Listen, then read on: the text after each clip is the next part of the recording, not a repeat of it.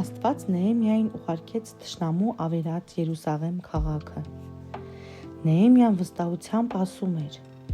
Աստված կօգնի վերականգնել քաղաքը, մենք չենք հանձնվի։ Նա Երուսաղեմի բնակիչների միջև աշխատանքի բաժանում արեց։ Թշնամիները փորձում էին խանգարել հրեաների աշխատանքը։ Նրանք ծիծաղում էին Աստծու ժողովրդի վրա, որը չէր հանձնվում և շարունակում էր կառուցել պարիսպները։ Թշնամիներն ասացին.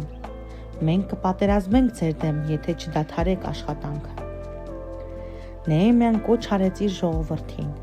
մի վախեցեք, Աստված ուզում է, որ մենք վերականգնենք Երուսաղեմի պատերը։ Նա կօգնի մեզ։ Դուք պետք է մի ձեռքով աշխատեք, մյուսով սուր բռնեք։ Աստծու ժողովուրդը խիզախորեն շարունակում էր աշխատանքը, և թշնամիները վախենում էին հարձակվել։ Որոշ ժամանակ անց շինարարությունն ավարտվեց։